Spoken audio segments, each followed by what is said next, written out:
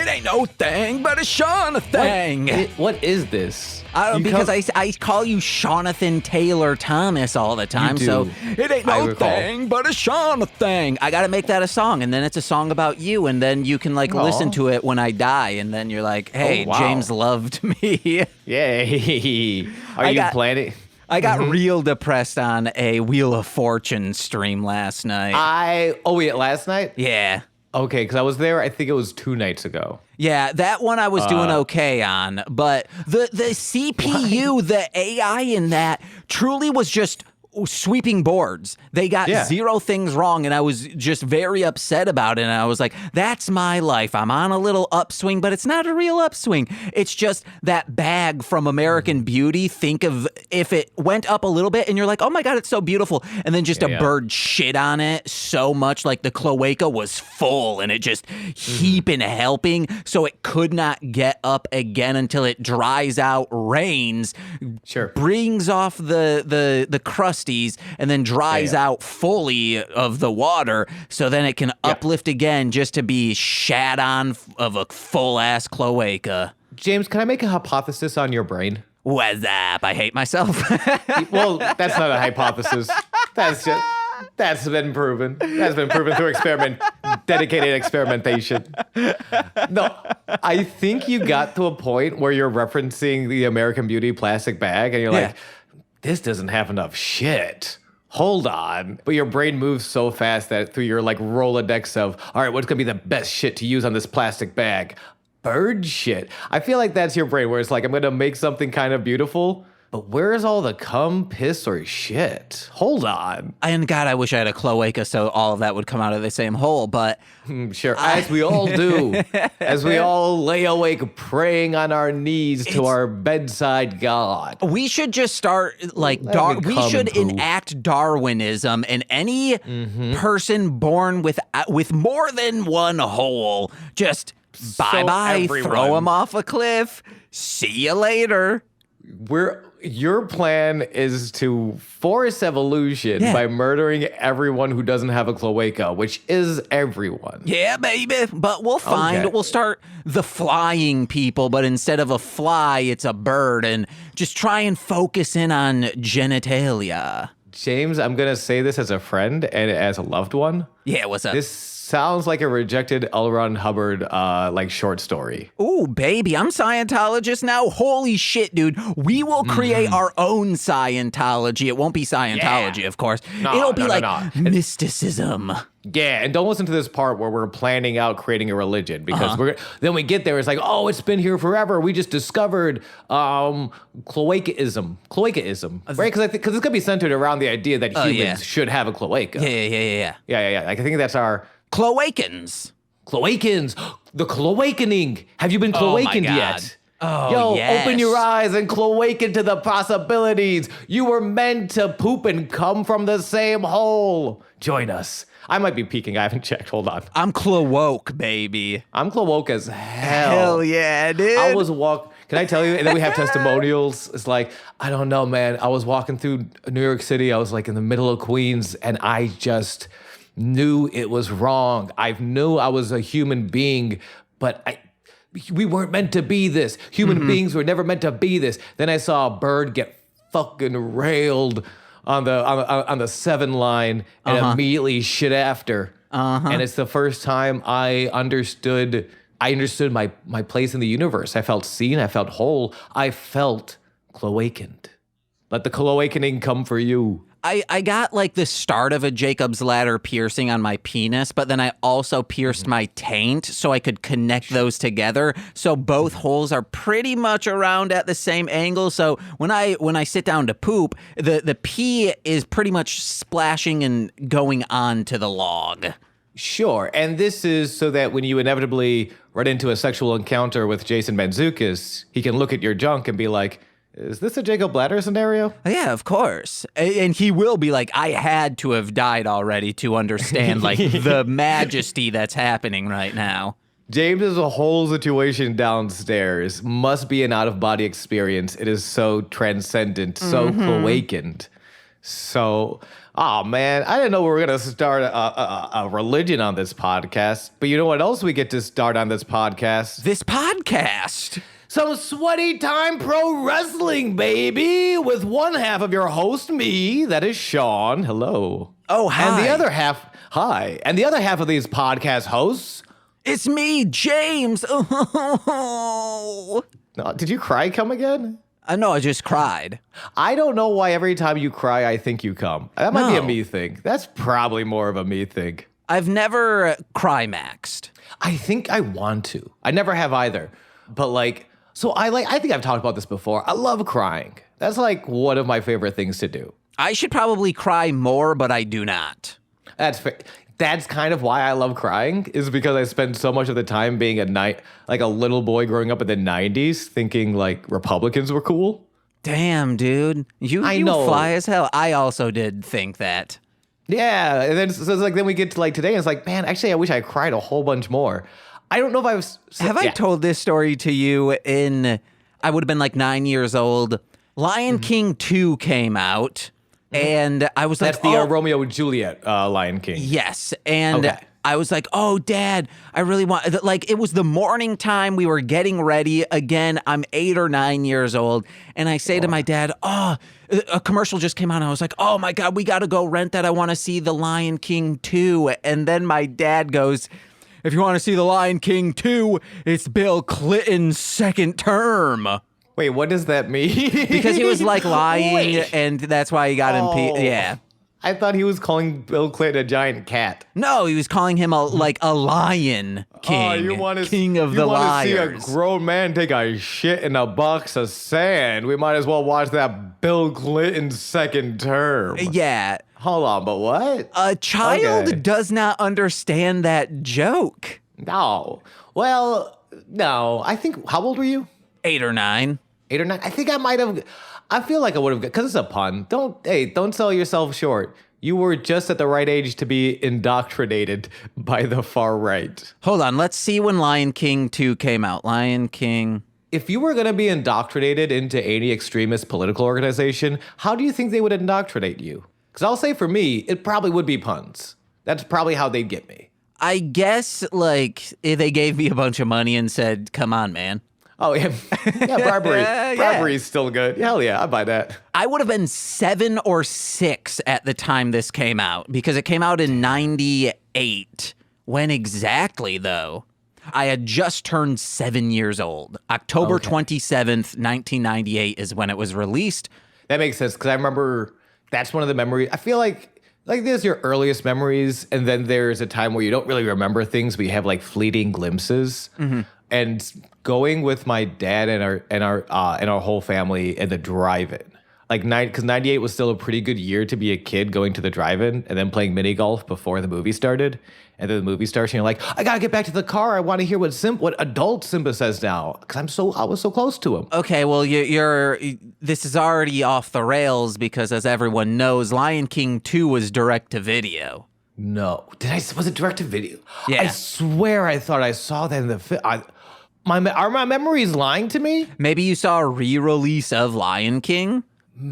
Or maybe they had Timon and Pumbaa up on the screen. They were like, hey, we're showing 5 episodes of Timon and Pumbaa one night only. Because I remember not seeing 1.5 in the theaters at all. That's because that was direct to video as well. Yeah, I knew that was direct to video, but I really thought 2 was my cloaca may not be as cloacaned as I thought it was. I need to I don't know. I need to go to a cloacaning stress test session. Can I suggest something? I think it was Yesterworld put out a video about the Disney Vault. It's on YouTube. Highly suggest it. It's maybe 25, 30 minutes long. So informative and so predatory that the Disney Vault is. It's insane. I'm just happy that you're watching something other than BattleBots. Oh, congratulations. Guess what? I know you're still watching BattleBots. Yeah. No, I am caught up fully on BattleBots. Oh my God. How does it feel? 3, 4, 5, 6, 7. I watched 6 seasons in 1 month, and some of those are, but I'm seeking through. Because some of the episodes are. That G's was like I'm jealous and impressed by the things you've accomplished just now. I just so badly, if any of my friends who live in Chicago, or maybe a Muskegon friend, if you want, or a Detroit friend, if you want to come over for like a day or a weekend and just watch BattleBots, I would love to rewatch the 2021 season with you, because that is one of the best seasons of sport. Well, okay, yeah. I don't know, man. I grew up in Buffalo, so actually, you know what? That's accurate. We've had a lot of not great seasons. Well, the thing that I don't think I've talked about this on the podcast. Have I told you about my recent renaissance into Marvel? And then we're going to talk about wrestling. I promise you, beautiful, beautiful people. We'll talk about wrestling. Technically, soon. We'll be talking about one specific album from underground hip hop, then wrestling. Thank you very much. Have I talked to? Because I don't think I've done it on the podcast. Have I talked to you about Marvel and my our relationship? So I fell off the Marvel Cinematic Universe and kind of all comic book movies right around the time of the first Guardians movie. Okay. It's weird. It's not like I was never into it and then I fell off. No, I was like a huge, as a lot of us were, really, really into comics, really into the Marvel movies. I remember like me and my brothers saw all the Spider-Mans, the original Tobey Maguires. We saw Daredevil, the Ben Affleck version, like 2 or 3 times in theaters. You have told me that. And didn't you also, was it Elektra you also saw a bunch? No, I don't think we ever saw Elektra. Okay. You've talked about your upbringing on the criminally under-listened to 2-part episodes, The Pendulums. Read those comics. They're very good. Yeah. This is my favorite thing ICP has done are those comics. Hell yeah. But like, yeah, but it was like this wild thing that I was like, and I out constantly going to the library to see like what graphic novels, because it was around that time that graphic novels were coming to the library. So that's how I read Frank Miller Daredevil. I was reading the Ultimates and like, Ultimate X-Men, Ultimate Spider-Man. I think I read Planet Hulk, Old Man Logan, definitely. I was reading comics, moral of the story.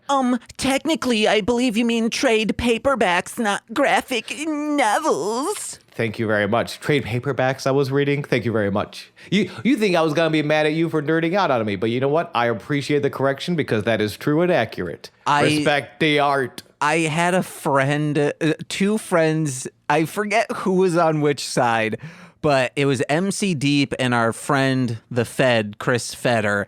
That's a great nickname. I'm sorry, real quick. Shout out to Chris Fed, unless you're a terrible. The Fed is the best nickname I've ever heard for anyone ever. I'm in love. I'm not done coming from how good of a wrestling name. Coming into the ring, the fucking Fed. I need to sew up my cloaca. I'm so excited about that nickname. Okay, I'm so sorry to interrupt. Nicole once called him That Fed, so we started calling him That Fed. That's so good. That Fed is even... How did you improve on this nickname of which I fell in love with? I can't believe my ears. That's very... Okay, so you and That Fed. So one of them would always say, and it must have been That Fed saying this to MC Deep just to make MC Deep mad, saying that The Watchmen is a graphic novel, and then the other saying, no, it's a trade paperback, it came out in single issues, and then they go, yeah, but on that like collection of all of it, it says like one of the greatest graphic novels ever created. So even they're saying it's a graphic novel, so guess what? It's a graphic novel. And then the back and forth argument nonstop with the 2. Yeah, that's why I just said thank you. Moved on. And to make my point, sorry. We are in the middle of my point. Just a reminder, we are in the middle of my point. I did it to be facetious or what, like I was not being serious. I do not care what people call them. Yeah, I mean, I guess I like trade paperback because there is the art of the graphic novel, and then I'm gonna go back to my original point, I promise. But like, because when there are differences in that like a trade paperback is a series, and you approach creating a story that's going to continue afterwards and needs to tie in things from beforehand.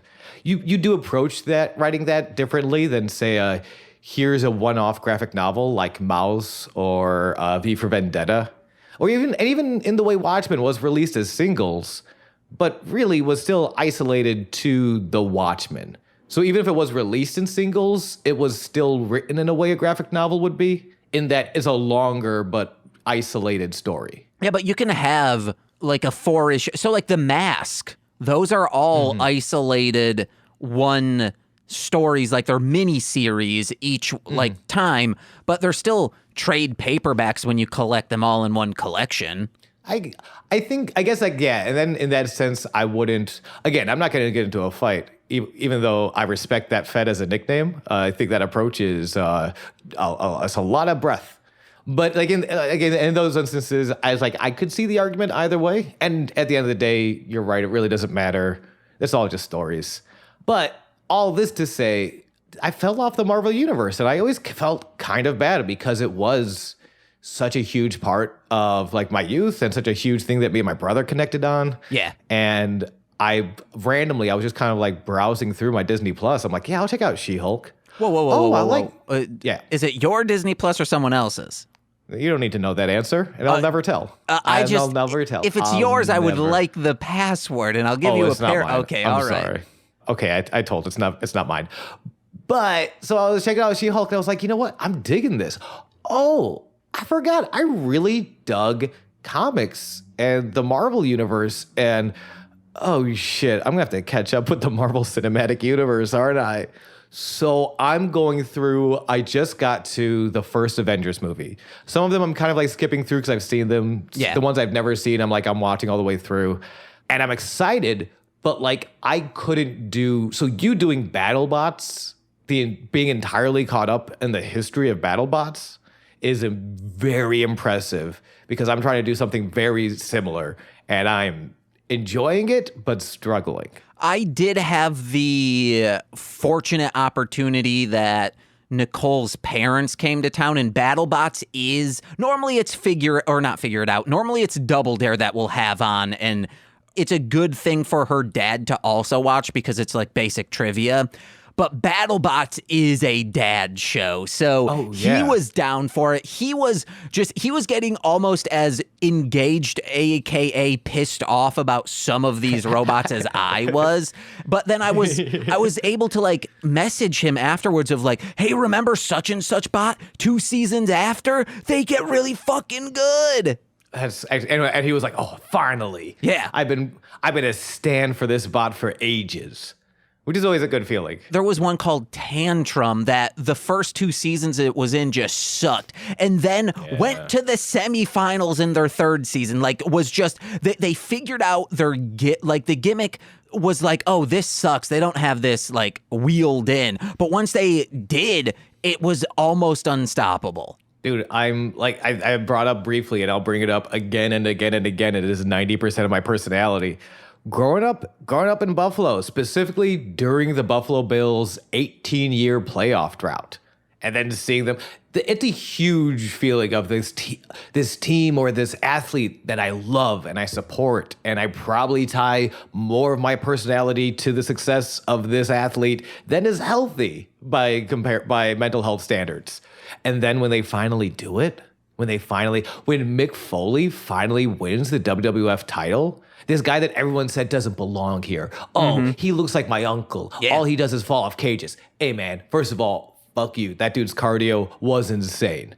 And also could lift and could go and could fit in any style. Mick Foley's a goddamn athlete, first of all. Second of all, you know, if that means you're not here for all of us on this beautiful party bus, this Summer of George party boat cruise liner roaming down the Chicago River, you're not on board, that's a bummer, bud, because we're having the time of our lives celebrating Tantrum, getting to the semifinals, blowing loads out of our cloaca, and having the sweatiest, pro wrestlingiest time of our lives. Welcome to Sweaty Times Pro Wrestling with Sean and James. We're talking about Season 1, Episode 3, which we'll get to, but first, James...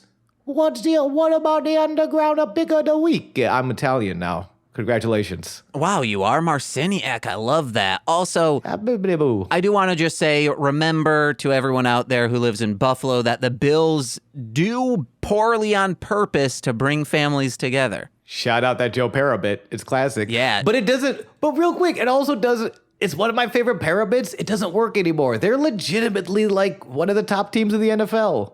It's so weird growing up and not being able. We have to start this podcast. James, great Joe Pera reference. What's happening in the underground? This week, we are out of the Midwest and into the Mid-Atlantic East Coast, also South, depending on who and when you're asking, because we're in Richmond, Virginia. No, get out of here, Steve Barnes. Get out of here. Get. Are you okay? But also by way of Berkeley, California. So many stipulations on this because we're talking about Swordplay's paperwork. Sean, have you ever heard of Swordplay? Absolutely not. Exactly. And more people need to know about him. Yeah.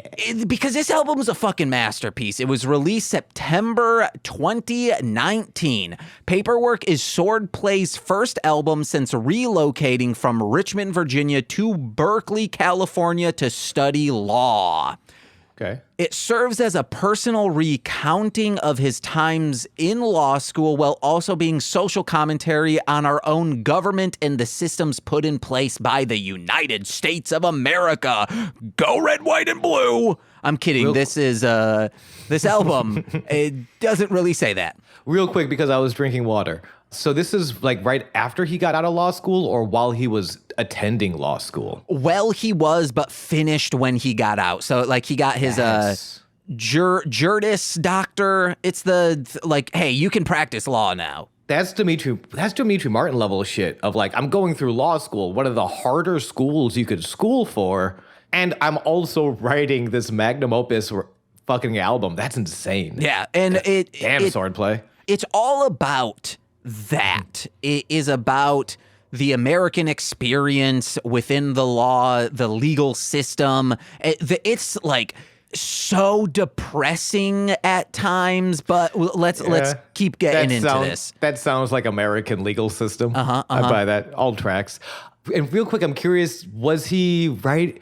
Did he know he was like he wanted to be a musician, he wanted to be a rapper first, or did he start law school and then kind of find this other passion? So I'll get into that later on because I got some blurbs written up.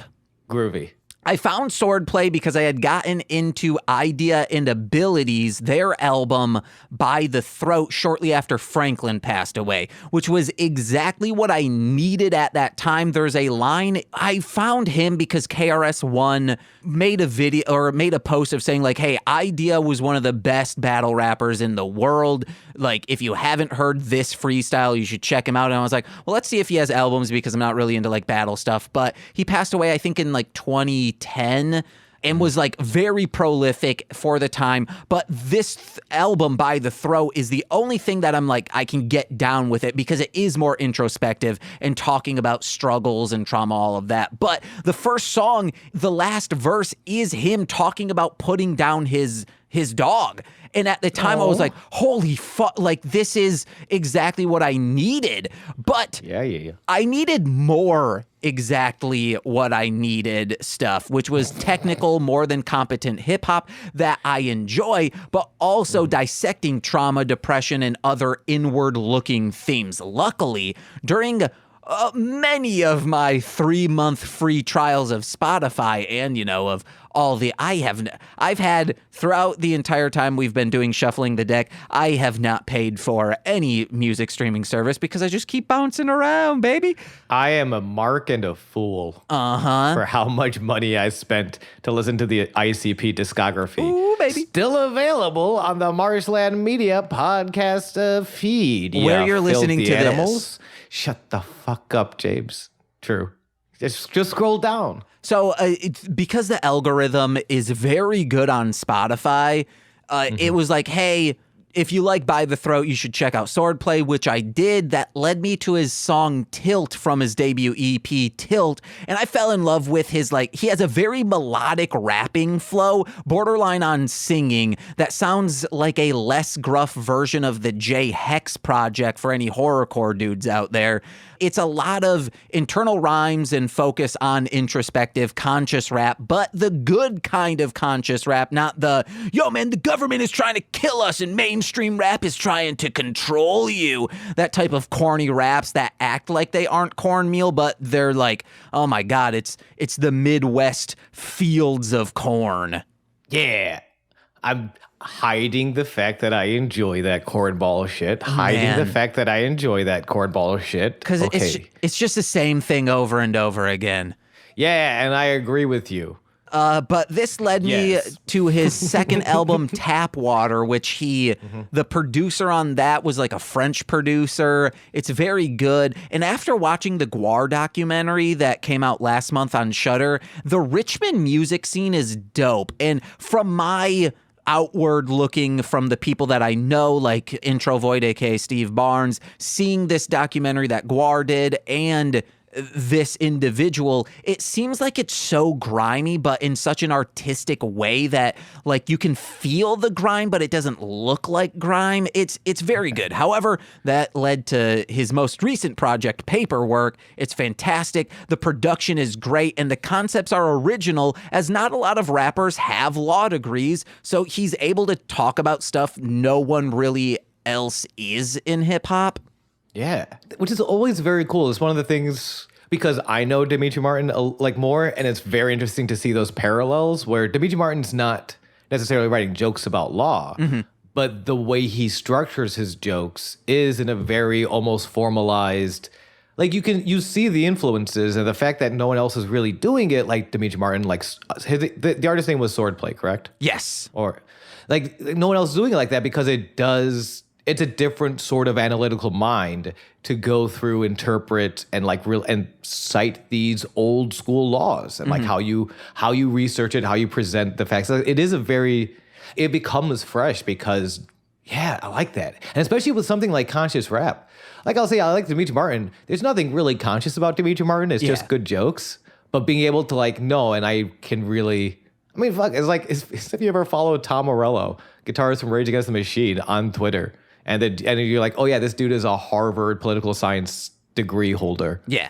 And like and you hear it, and you'll hear it in Rage songs, and you'll hear it on his Twitter, and it's just, I don't know. I always like listening. That's why I like journalistic entertainment. I love listening to things that are entertaining. Like it's meant, like the first sort of mode is entertainment, but I love learning shit. Yeah. I was filming the day. The reason I brought up Summer of George is a party boat you can rent out here to go down the Chicago River. I was filming something down like by the river, and I remember the Summer of George boat goes by, and it's like a wedding party, and it's insane. Dude, this shit is fucking bumping. Everyone's twerking. Grandma's twerking. There's a tiny a doll that came to life out of a cupboard in a cum jar. They're twerking. Everyone's twerking. And then immediately after, there's like 3 more boats, and they're just, well, if you look to the left, you can see this famous building that was burned down. And I gotta say, like, I was on board for both. There was my friend was next to me. He's like, yo, man, that sucks for that second boat. I'm like, I like that second boat too. Yeah. I like learning. Learning is it's just fun to me. I don't know. It's a little adventure. It's a little adventure your mind goes on and then comes back stronger. I've taken those tours, I think. They're cool as hell, probably. I remember one time I followed around a woman who was looking for crack on the west side of Buffalo. That was kind of like a tour. An educational tour of the west side of Buffalo. I know I've done the weird, I think almost all of the weird Chicago tours. Yeah. Those are great, guys. Check out Weird Chicago. You can learn about haunted places and places others have murdered individuals. Hooray! But let me, yes, so please. he started a while ago and I think was in college. Then as his rapping career progressed, so did his academia career. So then I think eventually went into law school. But here are my recommendations for this album. First is the opening song, Time for Law. It is about how the legal system in the United States of America is a hole you can only dig your way out of with heaps of cash. Baby, this is true. This is not wrong. It's very, there's lines that like haunt me in it of like, I've hung out with activists and represented them when they punched fascists. There's like a verse about rubbing shoulders with anyone, including rich people who are just paranoid and you think they have everything, but eventually will commit suicide in their multi-million-dollar mansions because richness didn't help them. A lot of like, it's a heavy song, but another heavy song is Soviet Television. And I would suggest listening to it than watching the music video because it's a song critiquing Soviet propaganda on TV during the 80s. And the music video is great because it shows a newscast where the United States during, I think, like late 80s, early 90s, aired a chunk of that Soviet programming that was truly like anti-American, anti-capitalist propaganda, which is like, yeah, you should probably do that. But if you're trying to pollute someone's mind into a way of thinking, I think that's always bad. Instead of just be like, this is what it's like in America, instead of like kind of overblowing it and just showing like there's a crack epidemic and AIDS and all of that. You don't want to go there. That's the nice thing about being, because we're journalistic in entertainment, but we're not propaganda journalistic like that's where our journalistic morals come through. We'll present you the facts, baby. We're also just going to start a religion based on cloacas as well. But we'll give you the facts about it. Next is O Salah. I think out of all the songs, Sean, you should check this one out. It's a short guitar folk song. Ooh. About him. He sings very well, so it's like it's not cringy and it's so well produced. It's him as a lawyer. The story is him as a lawyer representing an off-the-grid communist that, from my interpretation, goes into the grass is always greener of this individual longing for a communist nation while those in a communist nation longing for ours. It's a beautiful song. It's performed so well. Sean, you should check this out. And on our Discord, I've been posting at least one song from each of these albums to be like, hey, I told you to listen to this. It's easy. Just click on it now. And my last rec is my most listened to one. It's Creature of the 80s. It's just dope. There's a line in it that says, for a decade, I've been at the same party, and there's some norms I'm starting to forget. I'm assuming he's talking about academia. How it ends is sung beautifully. I can only properly rate this as Goro from Mortal Kombat because I need 2 more thumbs to give it 4 thumbs up. That's a hard recommendation. All right, that's awesome. Swordplay. Y'all, that sounds great. I'm excited to check that out. You should. Almost as excited as I am to get back to the temple for season 1, episode 3, Cross the Border. Yeah. All right, before we even start it, James, initial thoughts on this episode. This was so fucking good. This is, I'm like, this, I think did I message you saying it sucks that this show doesn't exist anymore? No, but I agree. Like, 1, that new episodes aren't being aired, and 2, that it isn't easily accessible. Yeah. Archive.org is iffy, but I like legally accessible. Again, I feel like this is the most, I mean, we're using the word accessible too many times in a row, but that this is, like, visually and storyline and everything, the most accessible wrestling show for a new wrestling fan. It's ironic that the most accessible wrestling show isn't actually very accessible in the literal sense. Yeah. You have to, like, go through archive.org. There's got to be some tips and tricks to get there. But, like, it really, I think, it sets up everyone. Because they're bringing over a lot of AAA talent, they're sort of introducing them for the first time, so they take the time to do that. This is also, and we'll get to it, but spoilers, if you're a wrestling fan and like a little bit, and you're familiar with the names Pentagón Jr. and Rey Fénix, this is their American debut, their American television debut. Ooh. Is this episode. Fuck, man. And, yo, we will talk about that. We got a bunch of other good shit to get to, but we will talk about that. Damn, I fucking love that match. I loved this episode. I loved that match, dude. I love so much. So let's break it down piece by piece. According to Cage Match, and I'm going to start adding this because I think some of them are interesting. The dark match, which is a match that is not televised. This is the warm-up. This is the job James tried to get me to do, but I think it's better done by these 2 wrestlers. King Cuerno goes over Martin Casal via countout, which I just thought was interesting because King Cuerno is Santos Escobar, who today just left NXT, the WWE developmental program, and is looking to go to the main roster. He is the leader of Legados de Fantasma, LDF. And they're just a dope-ass criminal organization of really good wrestlers. Santos Escobar is awesome. So excited to see him get this call-up. And Martin Casal, the guy he beat, I follow on Twitch and is a really nice dude, it seems. Hell yeah. So yeah, that was a cool little dark match. Then when the actual episode starts, we get the recap. If you're just joining us for this episode, Chavo grunted and insulted himself by tapping out. So Cuerto brings in Mill to kill Demon, and Chavo, he's a piece of trash. He jumps Mill, and Conan warns Puma to stay away from Mundo. That's what they're reminding us as the episode goes underway. First scene is Conan in Cuerto's office. He does a little peep, the blinders down, stares at the audience who are like on their feet. They're cheering. The temple is a groovy place to be, baby. Mm-hmm. I will say them doing that, and there are times when our owner has an office up top and down below. So I don't know where in relation his office is most of the time when they are filming scenes in that office.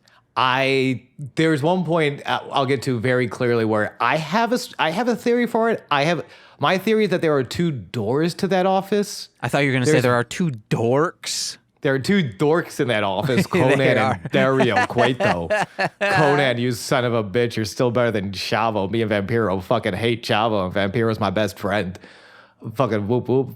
Clown love for life, baby. Cueto kind of clearly, and I'm not saying the actor, I'm saying the character, very clearly just hit a line before the cameras turned on. Oh, dang. Did you pick up on that? Did you pick up on any of these? Like, he's giving a lot of like coke tells. Oh, no. I would say he'll like in this scene specifically, he'll like rub his nose right after something.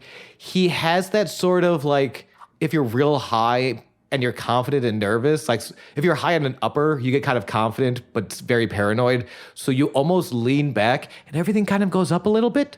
And you're just like Conan's telling him, this scene, Conan is telling him that he's bringing in the best luchadors in Mexico. Fénix, Pentagón Jr., and Drago. Ooh. They're, quote, on point like a decimal. And then Cueto, and this is where I pick up on Cueto, who's kind of like, so the visa problems, is that taken care of? I'm just like, this dude is very much on cocaine. Okay. But also a good owner to check on, like, yeah, I want to make sure all my wrestlers are at the arena. Conan makes Ice his little bitch because he doesn't say they don't have visa problems, just that he handles it. Conan is that laughing meme of the dude who's like, we'll build ladders. I don't give a fuck. Mm-hmm. These people deserve Fénix, Pentagón Jr., and Drago. They're going to get them. I love it. Also, he describes them. They stay ready so they don't have to get ready, Hefe. Yo, Cueto books it. Triple threat match, main event. Determine whom among the three best luchadors is the best fighter in the world. Yeah, who can take out Mundo? Who can take out Guerrero? Who can take out that ding-dang Blue Demon Jr.? Yeah, for true. Who can take... Chavo Guerrero tapped out. I fucking hate... He tapped out! How the hell do I hate him? I hate him. We cut, so from the back office, we cut to the introduction at the desk with Stryker and Vampiro. Stryker greets us, reminds us about Damon's terrible injury. Vampiro updates, he's stable. Blue Demon Jr. is stable, but in the hospital. And then we have Cueto. Yes. Also, they keep saying, like, our doors are open to anyone in combat sports. They keep bringing up boxers. Will we see a boxer in the ring? I won't know that. Fuck, I'm trying to think. What year did Floyd Mayweather do WrestleMania? I have no idea. Because I wonder if this is around that time. I'm going to look that up. Because I don't know. Again, I only watched Lucha Underground kind of casually. It's why I'm so excited to do this podcast. Yeah. It's because I don't know. But because there are, actually yesterday, Tyson Fury, the heavyweight boxing champion, was at WWE's Clash at the Castle. He was involved in the main event. He punched Austin Theory in the face. And then, quick tangent, because this is the weirdest this is the main event. This is the end of the show. Roman Waynes? The missing Waynes brother, you know? Yeah. Roman Reigns cheats, but holds onto his title to defeat the hometown boy, Drew Galloway. This is the first time WWE has been in England in literally 30 years. Damn, that's as old as me. I know, it's been so long. And it's been a whole James since they've been there. It's been a whole James since they've been there. And it's so sad. And it's like this, it was this weird choice because like he's the hometown, this would have been a huge pop. They keep referencing SummerSlam 92, which is when British Bulldog went over to England to win his first Intercontinental title. It was a beautiful thing. But like, it's weird that so he didn't win, but Tyson Fury does jump the barricade after the match to sing American Pie at fucking Drew. This giant man, Drew Galloway, Drew McIntyre just lost his chance at the title. He lost in front of his family, his friends, and everyone. But it's okay because here's giant boxer Tyson Fury to sing Don McLean classic Bye Bye Miss American Pie at him. Wrestling's weird. Floyd Mayweather was at WrestleMania 24, which I think is before this. Probably. 2008. So boxers have been involved in wrestling. There was also that really, really poor planned where they had boxers and wrestlers fighting each other. The Brawl for All. Yeah. Which was, initially, it was just wrestlers boxing each other. And then the guy they wanted to win didn't win. Instead, Bart Gunn won, who's a great wrestler, but wasn't their dude. So they put him in a match with Butterbean, who legitimately knocked him the fuck out. And everything about that was real bad. But so there's I don't know. We'll see. We'll see if boxing comes to Lucha Underground. I would like to say we've been talking about the story of each match, and I think I know the story of at least this story arc that we're having, and that is both the meek shall prevail / never underestimate. You can be an asshole, but never underestimate your opponent because that hubris is what will make you lose. Yes. And actually, that's going to play into something in this first match. That's a very astute observation, James. If I was near you and had a cookie in my fingers, I would place it delicately into your mouth because you did a very good job. I'm off sweets, though. You are. That's true. A nice granola snack. As long as it doesn't have sweets in it, added sugar, I'm cool with it. No, I'm thinking like tasty and fibery. Okay, yeah, I'll take that. I'll feed that delicately to you for a very good job. Thank you. Well, Cueto comes out of the office. Well, can I actually say something? That is the Cloacan's body of Christ. That is the Cloaca's body of Christ is a tasty, fibery treat. Because it helps you really push through your cloaca. Yeah, strong cloaca is a confident cloaca, and that's key. That's key here, the Temple of Cloaca. But let's get back to the Temple of Lucha Underground, where Cueto comes out of his office, the one right next to the ring, because we don't know how many offices this dude has. Yeah. And the thing that I was surprised by, he goes into the ring, he takes a microphone. It's just a spotlight, so everything's pretty dark. And there's just a dude with a mask walking around in the dark in the ring. Nobody mentions him. Nobody's like, all of a sudden Cueto comes out. He's been reading Twitter complaints, apparently.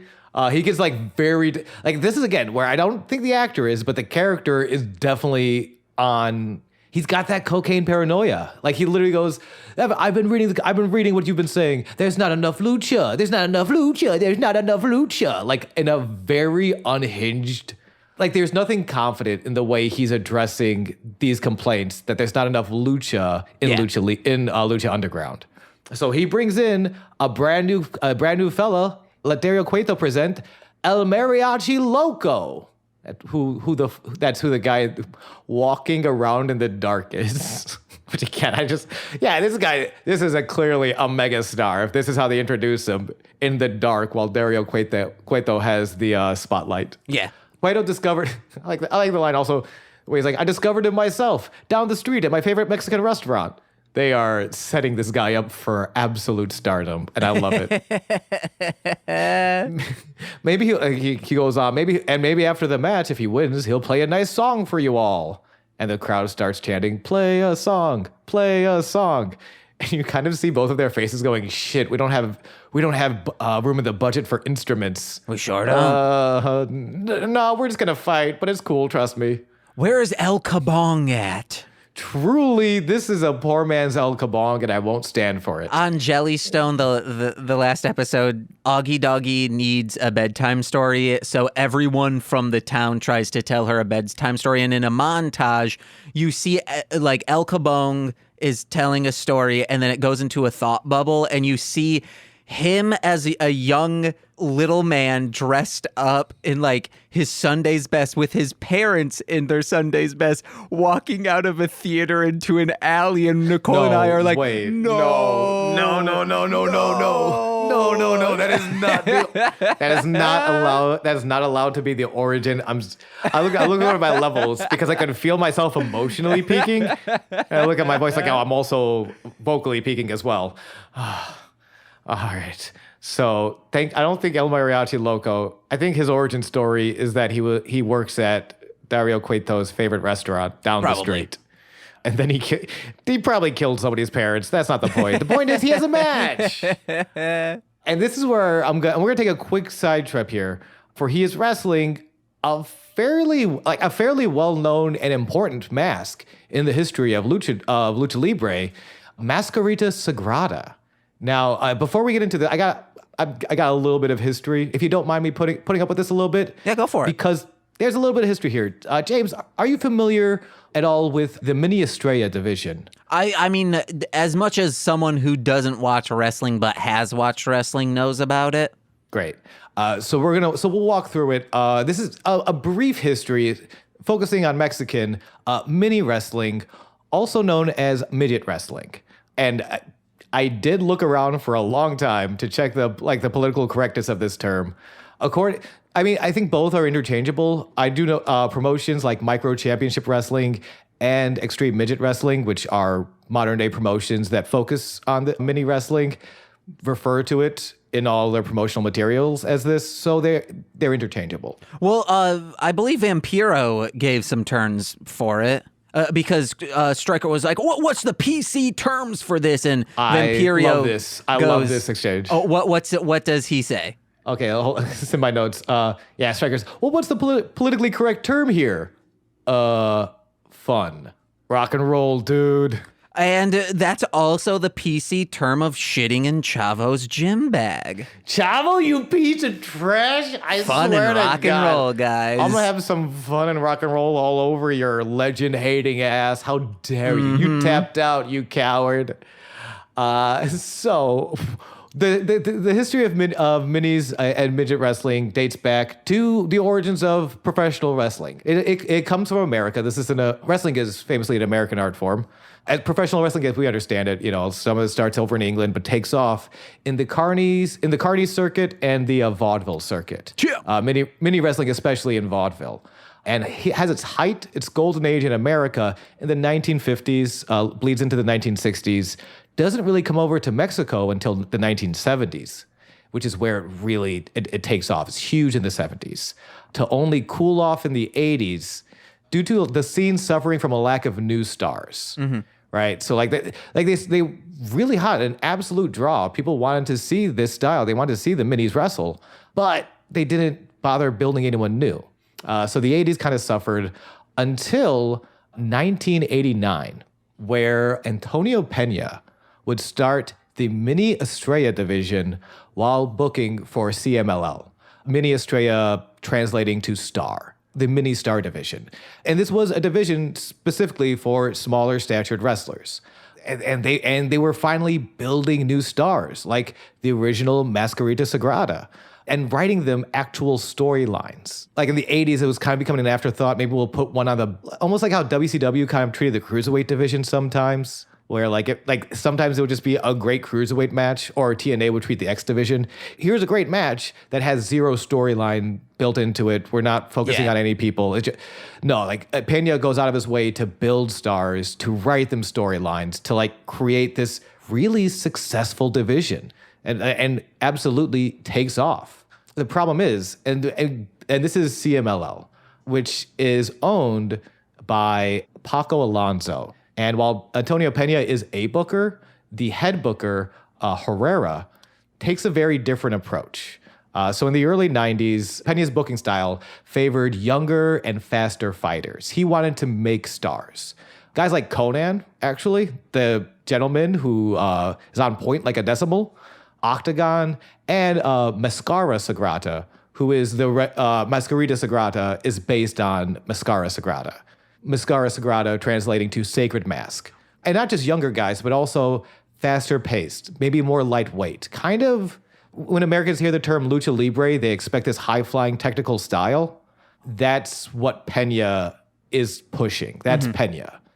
Herrera, however, wanted to maintain this old school with established but older heavyweights. Guys that are a cemented draw, but might be on the downswing of their career. Yeah. Alonso sided with Herrera and started ignoring Pena more and more until in 1992, Pena would leave CMLL and form AAA. Whoa. AAA being the company where literally Lucha Underground is based entirely. Lucha Underground is sort of an unofficial subdivision of AAA. Yeah. All these guys, all the three main event guys, all come from AAA. A lot of the talent you see here tonight come from AAA. Damn, that's like Disney saying, see you later, Katzenberg. And he's like, all right, DreamWorks. Verbatim, exactly. And as Pena leaves, a lot of the talent goes with him, including Mascara, including Conan, and a lot of the Mini-Estrella division, including the top star, the John Cena of the Mini-Estrella division, Mascarita Sagrada. And several others, his top rival, Especrito. They all jumped to AAA, but CMLL maintains their Mini-Estrella division because, again, now it's in this early 90s, it's a success. It's been successfully revitalized to the point that, so now we have it in CMLL, we have it in AAA. There's a couple other promotions in Mexico that are people like this. People like this fast-paced, smaller style. Let's keep pushing it. To in the 90s, comes all the way back around to the WWF, where we see Dink the Clown, who is noted mini wrestler Claude Giroux, and Mascarita Sagrada is in the WWF. He's repackaged as Nova, but that's how much minis had come back in the 90s. That actually Nova fills in last minute for Brian Pillman at Bad Blood 97. When they found Pillman's body, unfortunately, in the hotel. That match, that's Sagrada. That's Mascarita Sagrada. And it's just how much Pena's desire to push smaller wrestlers and to push this underdog storytelling, but to not to overlook, not to doubt the underdog and these younger guys that can go. It all of that's so tied in. And for us to see Mascarita Sagrada, this is the 6th Mascarita Sagrada. This is a mask that is passed down, but has so much legacy tied to it.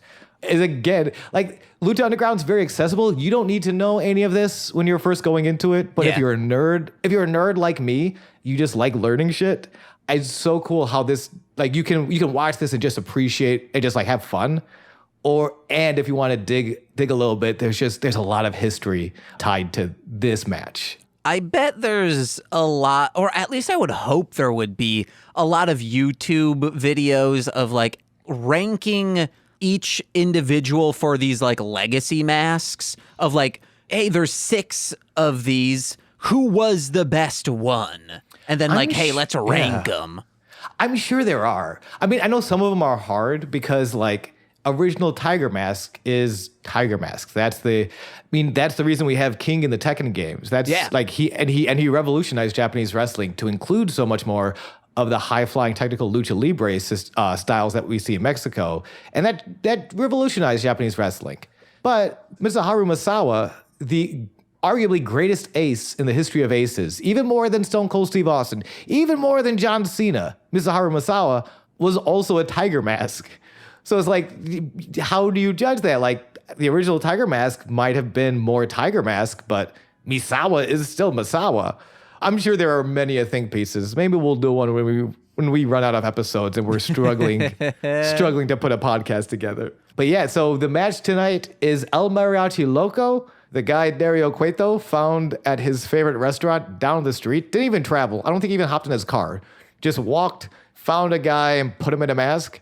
Versus the legendary, the historically significant, the immortal Mascarita Sagrada, Mini-Estrella legend. And the match is about to take away. I love it. And Mascarita, by the way, I don't know if did you clock Mascarita's entrance music at all? No. Very triumphant. I couldn't actually pick it, but it was just normally you get these pump up the jams, Limp Biscuit, yeah. And then Mascarita comes out to the beginning of a Pixar movie. It's so it whelms and it's triumphant, and I feel like I just won the Olympics, and I looked at the crowd and my dad was there and he was crying a single tear, and I'm I haven't seen you in 3 years. You went out for milk and you never came back. And he said, I'm back now, boy. It felt like that. It was very good music. Mm-hmm. That would be like I watched this movie called Death Screams, and it was a movie that did not know what it wanted to be. It was a horror movie, but in the middle, it was a rom-com. And the music is like fanfare orchestra, rock and roll, hillbilly, and like horror synth. It just, there was no continuity with anything. Yeah, but parts of that sound very interesting, but then like mashed together, it sounds like the KFC, I go fuck yourself, Patton Oswalt joke bowl. Oh no, but horror synth sounds like fucking awesome. Before we get into this, James, initial thoughts on El Mariachi Loco versus Masquerita Sagrada. I loved every single match in this episode. They all had great spots. There was one of those things where one of them's a very good wrestler. Masquerita, you can see he's on the ground. Actually, this happened in multiple matches. Is on the ground after being slammed and is supposed to be like knocked unconscious. But the camera pans up to the other dude climbing the ropes, but you can see Masquerita kind of shimmy closer to that corner. So he'll be like the spot will actually land. Which I appreciate. Some of the nobody's perfect in wrestling, and I'd rather have you take the time to break the illusion a little bit to make sure it's safe. Yeah. As opposed to like, no, I'm on TV, brother. I gotta make it look good, brother. Like, it was El Mariachi Loco, who's been around. I was looking up their cage match stats, and it's interesting because I really liked the Masquerita here. He seems to have only been Masquerita Sagrada for Lucha Underground. Wait, he's done UCB's cage match? Yep, that's the cagematch.net I'm referencing. And that's a joke that all 6 of our listeners are gonna fucking foam at the mouth over. Oh boy, I don't even know if it's 6 anymore. No, listen, the improv to professional wrestling Venn diagram, not as big as you'd think it'd be, but it should be. From shuffling the deck to this, I don't think it's even 6 anymore. No, that I know also, but we're doing the podcast anyway. Someone needs to promote this, Sean. You and me. Yeah, if anything, it should be you now because you're the one in the wrestling world. I'm working on it.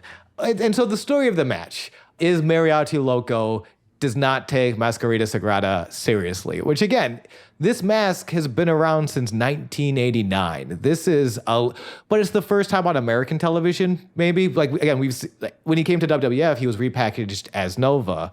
So we're not familiar, as American audiences as a large, are not familiar with Masquerita Sagrada. Sean, that mask is as old as you. A little bit older than me, actually. When were you born? I was born 1990, Daddy. But what month? July. Oh, yeah, so yeah. When sperm touches egg, that's when life happens, baby. Anyway, this does not make it to the cloaca. When the sperm actually goes inside the literal egg, when it's, that hard-shelled egg is fertilized outside of the cloaca. Speaking of fertilized, Mariachi's head gets fertilized by Sagrada's foot in the first moments of the match. Like a fucking corkscrew enziguri. Enziguri is the jumping kick that kicks you in the side of the head. And like it's like one thing to jump in the air and kick someone in the side of the head. That looks cool. To do a full 360-degree corkscrew spin and kick someone in the head, that's how you start a match. That's how you open up a show, baby. First half is all Masquerita. He hits spot, ends into suicida, and then Striker adds the politically correct term here, fun. Rock and roll, dude. Hell yeah, true. Mariachi goes for a cutoff, hits a cutoff, goes for a pin. And this was the thing that clearly there was a lack of communication. So he hits the pin, it's a 2 count, and Masquerita kicks out at 2. But Mariachi goes to kind of lift him up, kind of like I'm not gonna pin him yet, which is like a kind of a classic, I'm bigger than you and I'm not taking you seriously. Yeah. But again, because Lucha Underground is tied to AAA.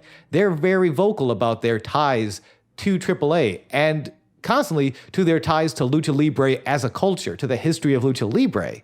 Masquerita this is a legendary mask. This is you can afford to let Masquerita kick out at 2 to make him look stronger.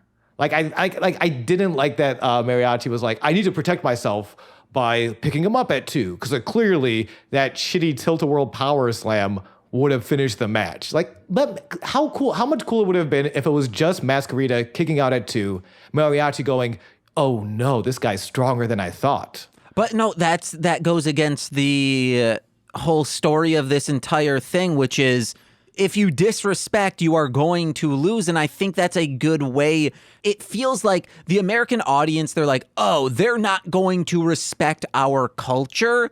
So we're going to display people not respecting the culture, and they are losing. The thing about that, I agree. I agree with that that's the theme.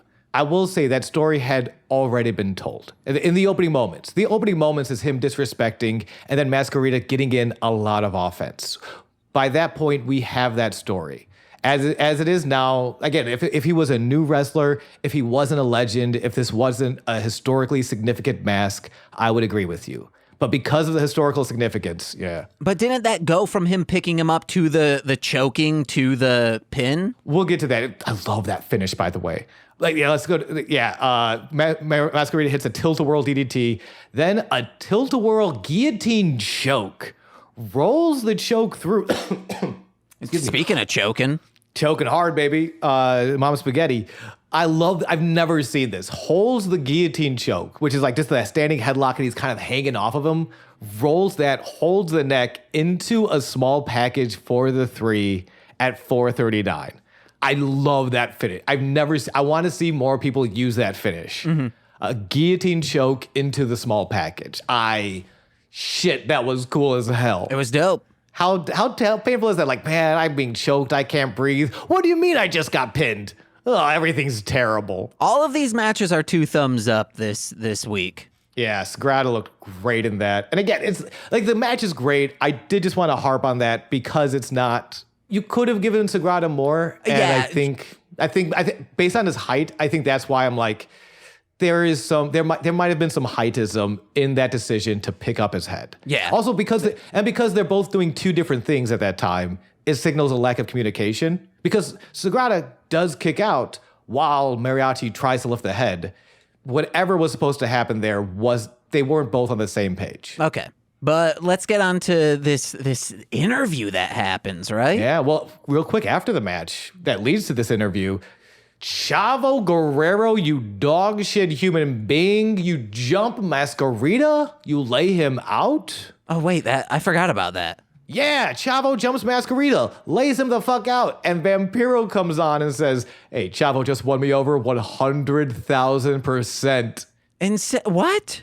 Kicks him in the face. Ha ha ha ha. He does like a weird laugh here. He's like, ha ha ha ha ha, yes. I was really doubtful. I don't know his motives. I didn't trust him, but I'm certainly in favor of him kicking that little guy in the head. Vampiro has flipped the script. He's all Chavo, which means I'm all Chavo too. Vampiro, good point. Chavo's the best. I'm sorry about everything I've said before. Except then he's not sorry about everything he said before because they have this sit-down interview with a lot of quick cuts. Ooh, baby, did not enjoy that part.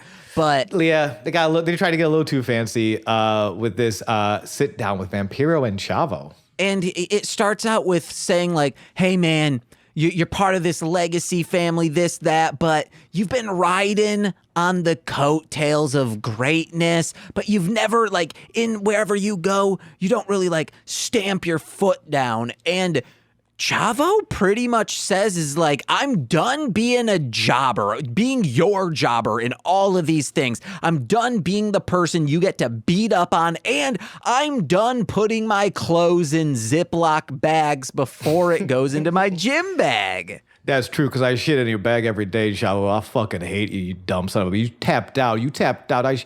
That's my rule. You tap out, Vampiro's gonna shit in your bag. Vampiro out. Sean, I have created a list that is by my monitor of all of our like recurring bits that we've done so far on this show. I'm gonna have to put down cloacism after the end of this. That's not a bit. That's a religion. Uh-huh. I also love the way that Chavo addresses, like, you've been riding your coattails, and Chavo's kind of like, yeah, I guess I kind of have, but oh wait, My father's, my God, is Chavo Guerrero Sr. Are you kidding me? My uncle is Eddie fucking Guerrero. Fuck, dude, my grandfather practically invented Lucha Libre. Where he comes at us like, I'm not riding coattails. I just legitimately have the strongest family in the history of Lucha Libre. Yeah. Bro, who the fuck are you about it? Like, it's a lot of fun heat from Chavo here.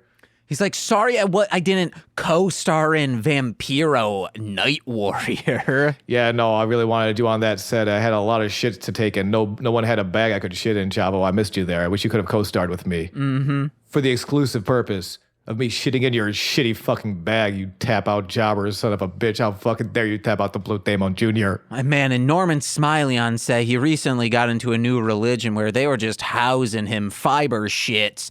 Norman Smiley, join the Cloakening, you beautiful, beautiful, technical catch-as-catch-can wrestler. God, I love Norman Smiley. And he just had to hold it in the entire time. Black magic for life.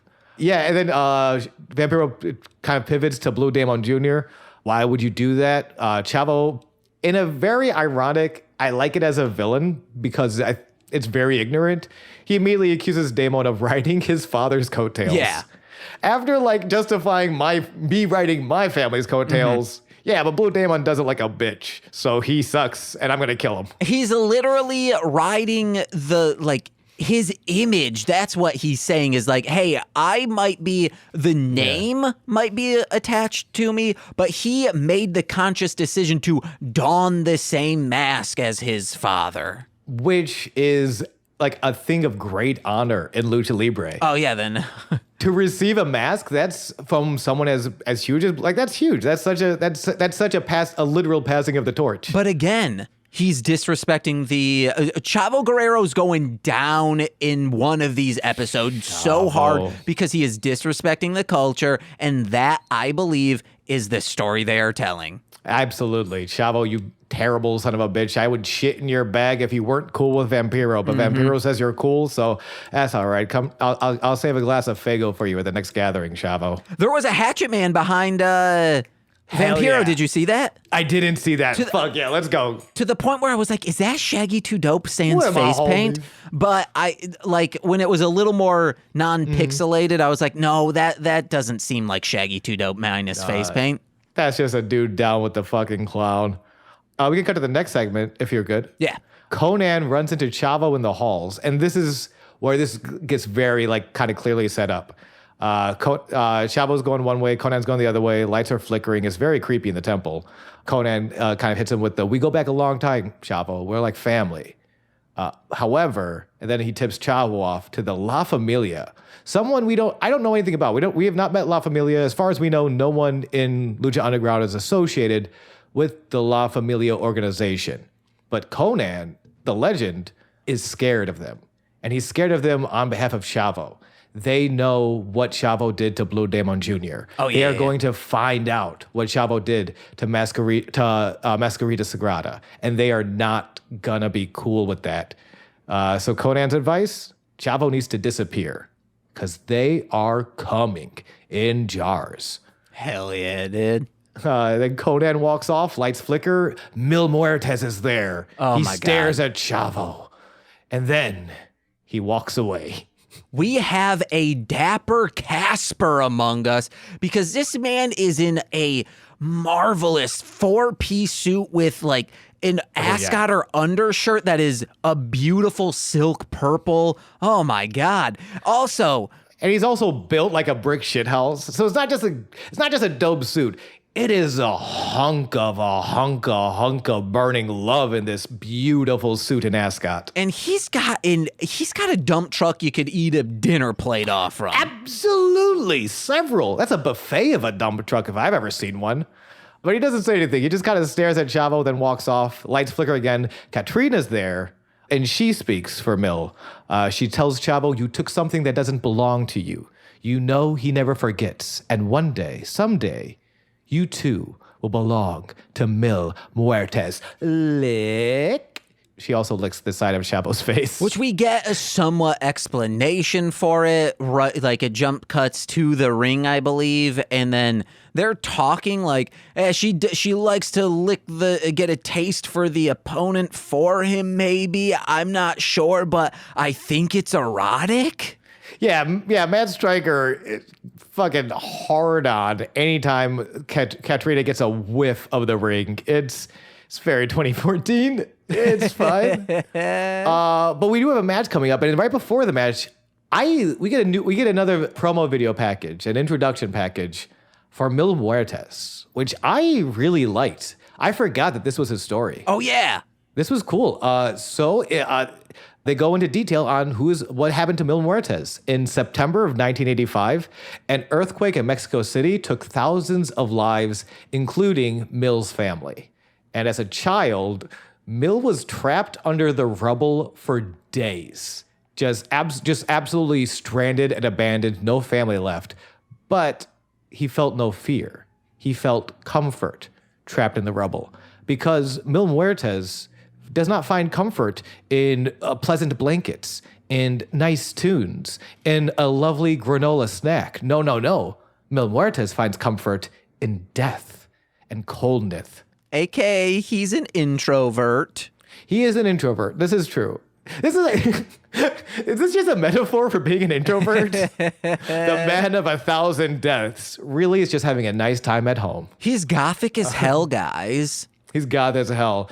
They dropped the line. The earthquake took Pascual Mendoza, and from the ruins rose Mil Muertes. And I'm like, fuck yeah, let's effing go. I was like not sure about Mil Muertes' style is not my style. He's definitely more of a body guy. He's definitely more of a presence guy. But like, yo, with the stories like this, when this is the background, is that he's not, and it's that perfect mix of like, there's something supernatural about him, but there's also like a very real, he's a child who lost his family. Yeah. It's like El Cabong style. El Cabong style. Like it hits both so well for me. I'm like really, again, I'm not even like, it's not my style, but I'm into this character. Wait, maybe that's what the brick is for, because he was like picking up like some sort of stone. Brick? Oh, is the stone? Maybe the stone is the brick. I don't want to spoil it. I think that stone in the hanky turns into something else.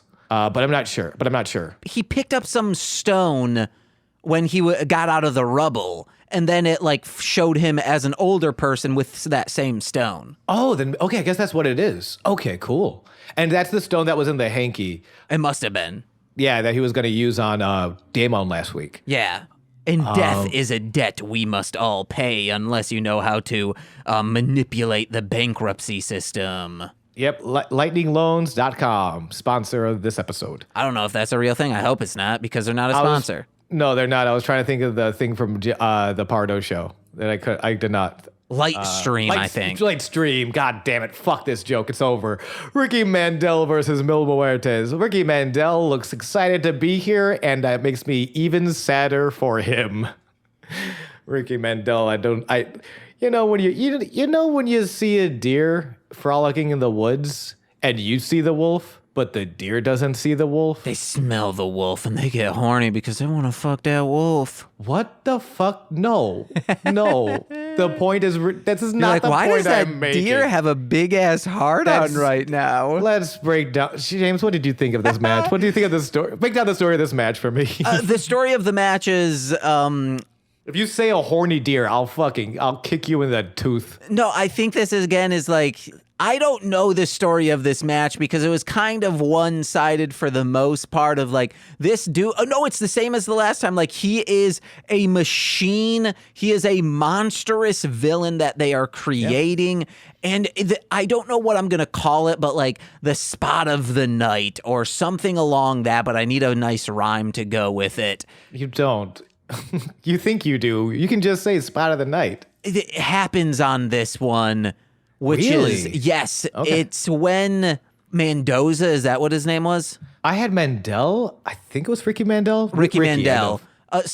He jumps off from the top rope, and then Mil just does not move, waits, and then just decks him right in the face in the air. I was like, holy shit, that was amazing. It looked really cool. And it was it's not complicated move, but just the confidence he had decking this man, coming at him. Oh, baby, so good. Yeah.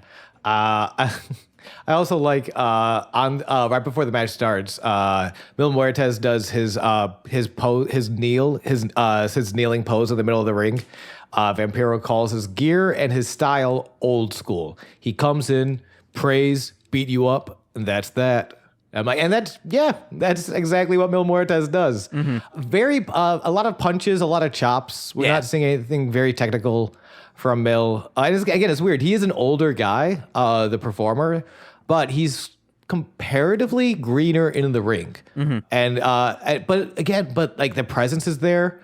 Now that we have the character there, also shouts out to Katrina for talking and for like Katrina, I think kills it as far as ballets go. She's top tier. She did a straight heel move when Mil was like arguing with the referee or whatever. She like pulls down on Ricky's hair on the ropes and looks back at the crowd, and the crowd goes, yeah. That dude, and her timing on that was so, because like you'll see it sometimes they'll get a valet and maybe she's newer and like her timing is a little off and the referee has to pretend like I didn't just stare at you doing it that. Katrina's timing is phenomenal. I need to look her up. I need to see like I don't know much about her, but she's great. Like her timing's good. She moves well. Talks very like the points she makes in promos. They're always very clear. They're always very intense. I like Katrina a lot. Yeah. And I want her to choke me on a rope as well. Cause it's sexy to me, and that's the joke. Did you have any spots you wanted to highlight? Not in this match, because again, there's not a lot of like the punch was great. Yeah, and like the punch being the moment. This match was all Mil. In wrestling, we call this would be known as kind of a squash, where one dude clearly gets in all of his offense. There's not really a hope for the other guy. So Ricky is very much a sacrificial lamb, and I like Stryker knows Ricky, so Stryker's kind of being like, I've seen this guy. He definitely knows. Let me see if I can find it. Stryker's kind of going like, yeah, I've seen this guy. He can definitely go. Like, and Ricky's faster. He's more agile. And Vampiro's response is just, yeah, well. Then Bill punches the shit out of him. Like that's the thing. It's if you're a fan of like old school Undertaker, that's kind of where. Because it's weird, Mark Calloway's, like especially like in the late 80s, early 90s, could do a lot of cool flipping shit for a big guy. He was always a big guy, but he could do a lot. Then he came to WWF, it was like, you're the Undertaker now. And they just kind of like, okay, so punches, kicks, and staring imposingly. And magic. Yeah, magic, but that's exactly it. The less you do, the more the magic kind of speaks for itself. And that's what Mil's got going for him. Yeah. And it's very cool. It's not my scene, but definitely very cool. Mil hits the flatliner, secures the 3 in 2 minutes, 39 seconds. And then after the match, Katrina licks Ricky. Stryker comes in his pants, very audibly. And then Katrina and Mil make out over the body of Ricky Mandel. He says, oh, where's Chavo's bag? I need to wipe this down. Yo, you want to fucking come in Chavo's bag now? That's okay with me. Fuck. Again, I like Chavo now. Please don't come in Chavo's bag, Matt Stryker. I am Vampiro. I love Chavo. I'm not going to come in his bag. I already came. I just need something to dry myself off with. Well, that seems respectful. And the Lucha way. As long as no one's shit in it already. As long as nobody shat in that cum, you can do whatever you want with it. Castro and Cisco are standing guard outside of Cueto's office. And this is where we talked about before, like where exactly is his office? That's why I think there's 2 doors. I think there's one door that leads to the arena, and then one door that leads to the backstage hallway. So then that has to be, is that the lower or the upper office? I guess it would have to be lower. All right. So I'm assuming a lot of it happens underground, but I don't know. All right. But they're standing out guard. Cisco's like, yeah, man, we hit him with a chair. That was fucking sick, dude. And Johnny Mundo walks up. Oh my God, guys. We need Johnny Mundo on this show so I can ask him, Where did you get those abs? Johnny Mundo is the greatest architect of all time because he invented the aqueducture system with those cum gutters. Ooh. He's carrying around. Then Sean can say, how can I move those abs to my smooth-ass brain? Wait, what? That's a joke you said on the first episode, and it's written on here as one of the recurring bits because it's come up in all the episodes so far. Oh, my smooth ass brain did not hold on to that information. Anyway, Mundo's here. He wants to see Cueto, and Cisco and Castro's like, nah, dude, absolutely not. Maybe with a password. God. Dude, it's so 1980s action movie. Yes, because Mundo, he says, I got your password right here. It's the shit. And a great fight. Honestly, like, again, one of the cool things about Lucha Underground and Johnny Mundo, Johnny Nitro, John Morrison, a good-looking on-camera fight scene. One that goes on for a minute. But like, I liked, as far as fight scenes go, I really liked this fight scene. Dude's kicking off walls, dude's blocking punches. Like, it's a narrow hallway, so that's also like one of the things that gives him the advantage in a fight of 2-on-1. But a great look, like that. Again, John Morrison can do Hollywood fight scenes. The dude can wrestle. The dude can parkour. The dude can hit cheesy 80s action movie lines. John, get those cum gutters over here, John Morrison, forever and forever. Amen. And the fight scene ends with him just beating I think he backhands Castro, and Castro's fucking limp, shitty body falls onto the door and it opens, and Cueto's like, It's awesome. It's so, that's, how do I open this door with your man's fucking shitty dead body? Give me what I want. Cueto immediately sort of just like cowered. And again, like playing into this character's on cocaine. Very scared, very like, oh, I'm sorry. What do you want? Oh, I love you. Oh, I'll give you the rematch. Mundo, and I love it. And Mundo plays it cool. Just like, nah, man, we're cool. The past is the past. We're good. You want violence?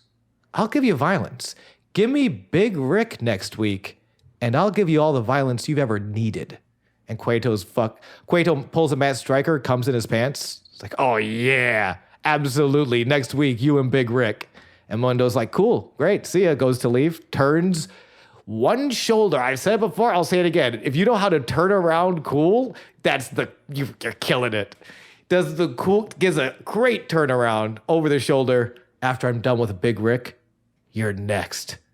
Nervous Cueto gives a wipe of the mouth, and we cut again to Cueto's office. Yeah, I think there was weird. a commercial break. Yeah, there might have been a commercial break in here. And it's Big Rick. Big Rick's being handed one stack of cash, demands a second stack of cash. I don't fight for free. And it's like, you have a stack of fucking cash. It's all 100 bills. Yeah. Also, what is your contract? Yeah. You don't fight for free, but I feel like you get... Didn't you get paid? What contract did you sign? I have no idea. But Cueto pays. He wants Johnny Mundo in the hospital.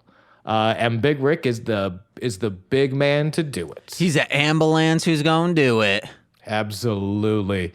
We get our fourth Prince Puma package in 3 weeks. I think I'm counting this as the fourth. How do you feel? Because that's a lot. In 3 weeks to have 4 Prince Puma packages. I like Prince Puma. I just want more of him. You know what? Same here. I was like, when I saw it was going to be a fourth, I'm like, oh no, they're gonna. And then like, you know what? No, I'm still good. Because it's like visually cool. He's awesome. I like him. He moves awesome. He has Conan too. And I like seeing Conan on TV. I don't really like him. That's fair. Well, what do you mean? He's the only friend Prince Puma has. If it wasn't for Conan, he would have no friends. No, he's manipulating that boy.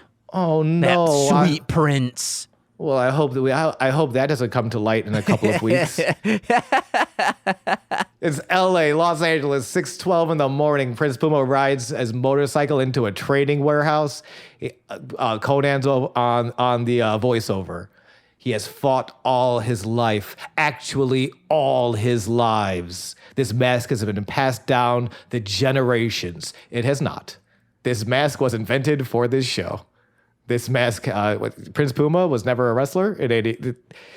But it sounds cool, and I'm sorry to poke a hole. It's just when you do have so much like actual legacy masks, including Pentagon Jr. is another legacy mask. Oh, and then like it's weird when this is one of those like Americanisms, probably a Mark Burnett idea of like, well, we should have our own mask, but it's television. If we say it's a legacy mask, they'll buy it. And it's like, oh, there's so much, you have so much respect to drop the ball here feels weird, but it's fucking Ricochet. It's Prince Puma. And it's again, fine.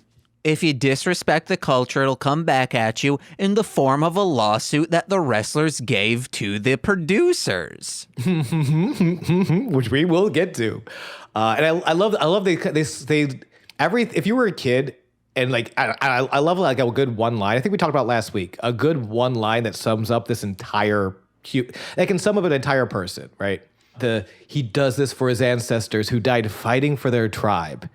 And all the assholes who said he'd never make anything of his life, immediately tying the past to the present. He's doing this for the respect of his ancestors, for the honor, the tradition, but also fuck you, guy, for all the fuck you guys who are bullying him in the schoolyard and shit. Mm-hmm. I loved, and I feel like that's a big key to Prince Puma is the tying in of the tradition as well as the modern. I hear El Kabong got bullied a lot for not having parents. Yeah, I'd bully that fucking nerd. That shitty kid doesn't even have parents. That's what I heard. And we go to our main event. Woo. God, this is so fucking good.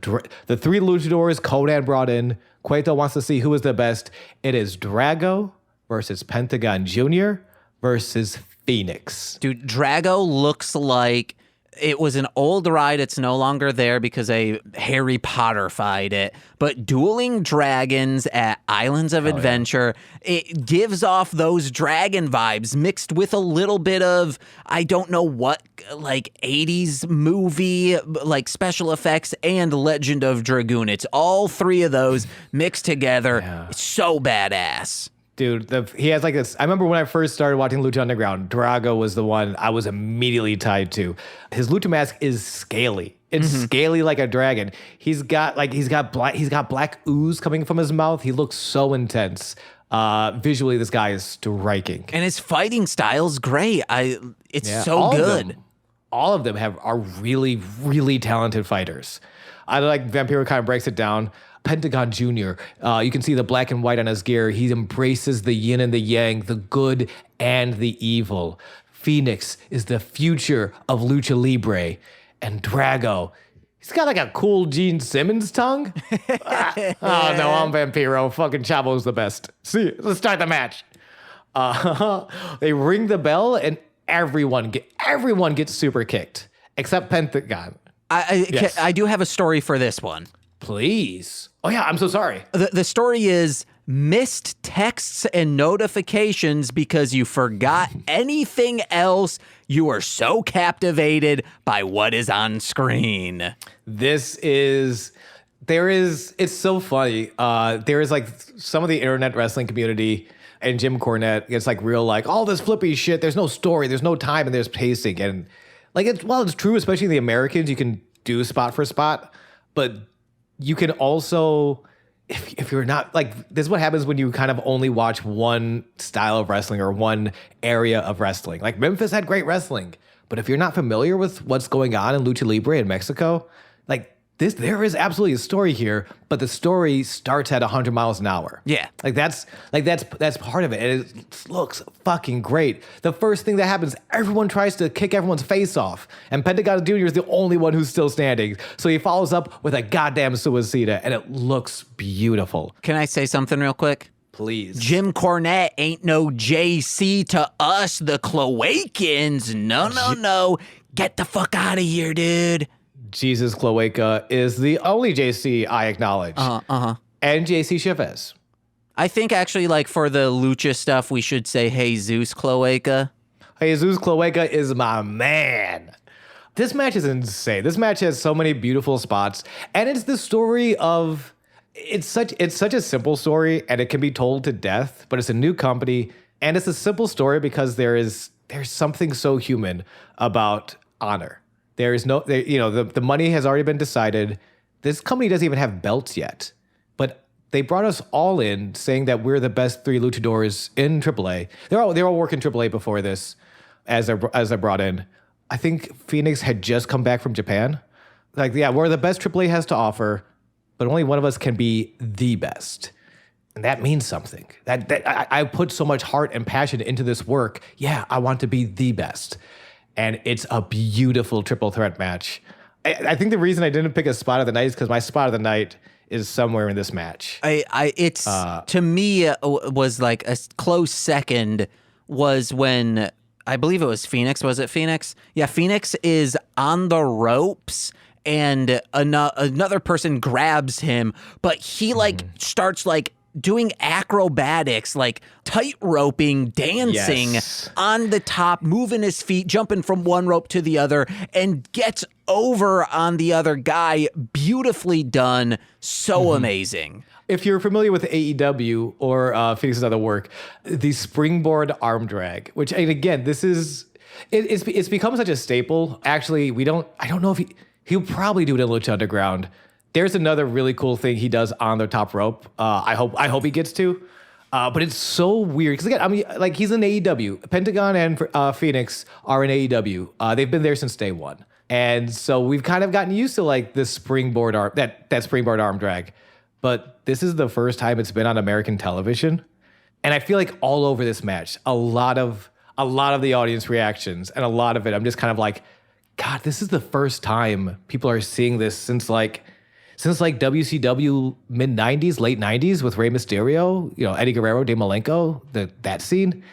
But like none of them were doing 3 jumps on the ropes to then leap over and roll and arm drag their opponent. Like no one, that triple jump spot that Fénix does is beautiful to this day, and it's so cool to see it for the first time on American television. Yeah. Was it then Fénix? Fénix like leaves for a little bit, right? Was that Fénix? You mean leaves the ring? Yeah. Yeah, I think they all do. I mean, at some point, one of the common things in triple threats, it's hard to throw 2 punches at the same time. So like a common thread will be like, and I got the shit kicked out of me, so I'll roll out for a little bit. And then But, I mean, he straight up leaves, like he goes up the stairs, right? Oh, yeah. We got to talk about that spot, too. And it's not that Drago has some great shit. Pentagón has some awesome shit. Fénix, though, has, like, some of the coolest shit in the world in this match. I started screaming. I was like, they're going EC dub on us. Dude, so Fénix climbs the fucking office. Yeah. And so it's like a story and a half, maybe like 2 full stories. Mm-hmm. And then just jumps. And like my friends, like Cord, Tyler, that group of people, whenever things like that happen in wrestling, we just go, oh my God, he just died. He straight up killed himself. Fénix fucking dies by jumping on to the floor, from the office to the floor on Pentagón and Drago. And it's fucking insane. Mm-hmm. The crowd lights up. Somewhere Paul Heyman has the last boner of his life because the heart of Extreme lives on in Lucha and the Temple, daddy. Let's fucking go. It's so, dude, that's the thing. Like, everyone is amazing in this match.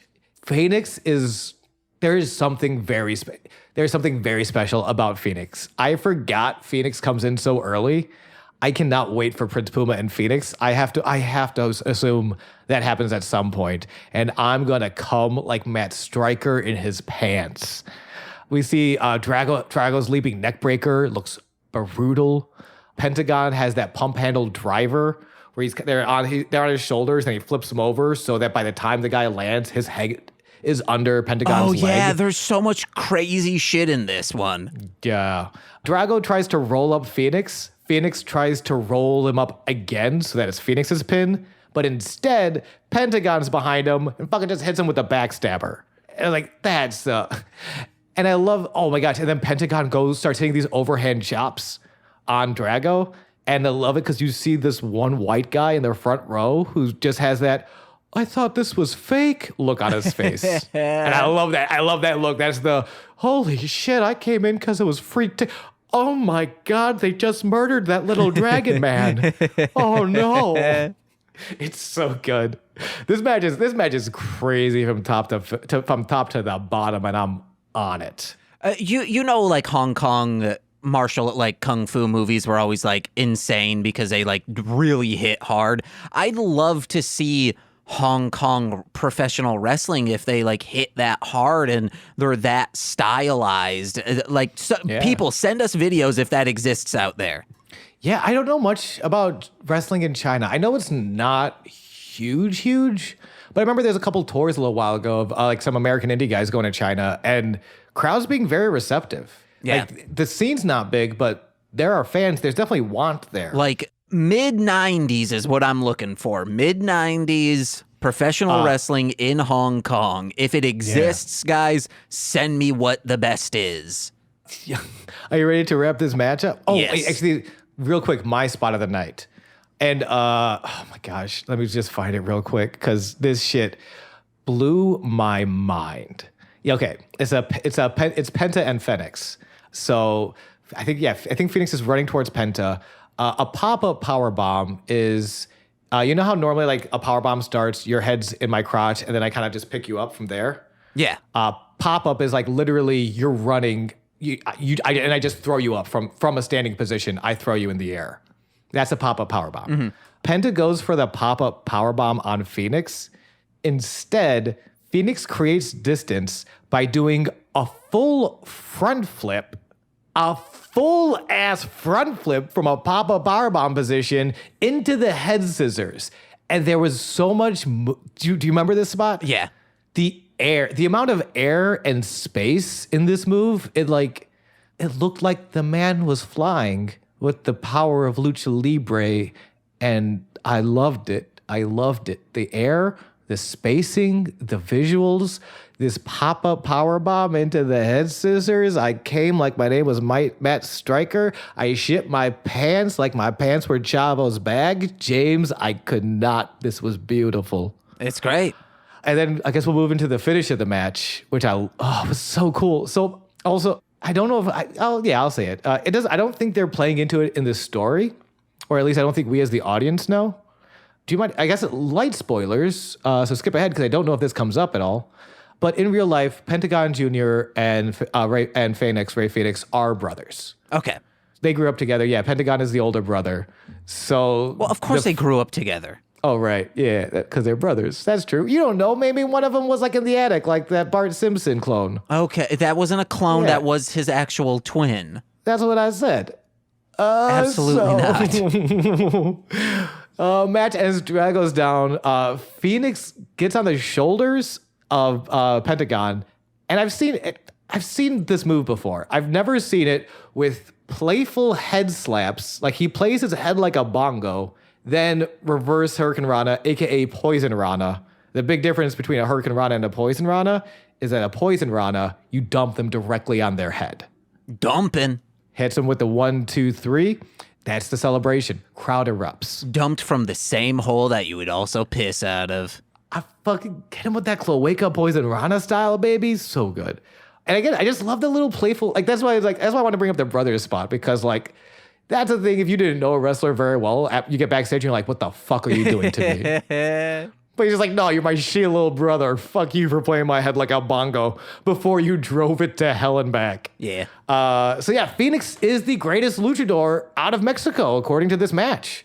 He celebrates. The crowd gets, and it's a studio audience, so they are kind of there to be louder. They know they're on camera. That said, man, they several moments they're just like, what the fuck are, because again, no one's doing this. WWE and the PG is PG also because they're slowing down their match style. TNA was fucking bringing in Hulk Hogan in 2010. Like no one in America is doing this style, and to do it in such a clean technical. Like all three, like nobody is hitting these moves like Prince Puma, like Ray Fénix, like Pentagón Jr., like Drago. Like these, it's not just exciting high spot moves. It's also very clean and technical. And I love that there's no like after the match jumping. Nobody's like, oh, and Chavo comes out with a chair. It's like, no, this was just the coolest shit you've ever seen. Yeah. Thank you for being here. We do get one like post credit or during credit scene, which is just the owner saying, oh, I'm going to do it next week. And then it ends. I think the lines is, Mundo thinks he can threaten me. I will not be threatened by anyone, not even you. And then we see a shadow, and we hear some heavy breathing. So he's talking to someone that I'm assuming is not Mil Muertes, because we've seen Mil Muertes. They just would have shown Mil Muertes. Yeah. But we did get heavy breathing in his shadow, so somebody knew was coming. Ooh. Which is cool because, and I love them, we've had 4 Prince Puma promos. You can't put an introductory Prince Puma promo on every show. But this was great. By the way, that match was 7 minutes, 47 seconds, which doesn't feel, they get so much in and it flies by and it's awesome. Yeah. This was great. Definitely recommend this episode. Definitely recommend seeking out that 3-way, that triple threat. And just to hear Americans for the first time going, oh shit, Lucha Libre got real good since the 90s. Yeah. Oh, whoa. Hold on. I was sitting here watching The Boogeyman, and I love The Boogeyman. But I was sitting here watching The Boogeyman when fucking this existed. Oh no. The time I've missed. Ooh. So good. So good. But Sean, that's the end of the show, so what you got to plug? Yo, you know me. I'm first of all, Cloacanism. Get yourself Cloakened. Join the Cloakening. We'll figure out the details later. Second of all, Norman Smiley. He's still great. Third of all, twitch.tv/GooseVK. See me do shit on Twitch, baby. Kisses. Hey guys, go over to patreon.com/MLMpod, where for $5 a month, you get exclusive podcasts every single Friday. And if you're a $10 patron, you get even more exclusive content once a month. And on every single free feed podcast, you get a shout out for your name. And you can give me whatever name you want, as long as it's not offensive. So let's begin with that. James, I almost forgot. What do you have to plug? That's what I'm doing right now, starting with Steve F. Fun. Eric Berry of Ranger Command Power Hour. Rock and roll, dude. Alex Z, the Waz. Fun. Orion, he's a rapper, Defo, D-F-O. Rock and roll, dude. Kayla, a.k.a. Two Grapes. Fun. Jordan B, the Chaos Witch. Rock and roll, dude. Joshua Jacus, my brother in common law. Fun. Steve Barnes, Intro Void. Rock and roll, dude. My mother. Fun. And Lil Corey's BFF and roommate, Shane. Rock and roll, dude. Hey guys, I'm gonna put my newest single with Howard Kramer, aka Dragon Boy Suede, at the end of this. It's called Exploding Load, available wherever music is found. My name is James. I'm Sean. And we've been sweaty, bitch. Sweaty Times Pro Wrestling, biatch. Bye. Hell yeah. All right. Thank you. Indeed, the facts show that his regime are concealing their efforts to produce more weapons of mass destruction. Dragon Boy Suede, here we go. At her abode, I blew a load. It landed on her and exploded. Every day the carnage grows. Why so much dynamite in my hose? I asked my crew, nobody knows. One hit my foot, took off some toes. It flew them skyward from the blast. My toes went flying in a flash. One of them landed on my shaft. When it hits, it will explode. They don't dissolve, they don't corrode. And every day the carnage grows. Exploding load, explode, exploding load. Exploding load, explode, exploding.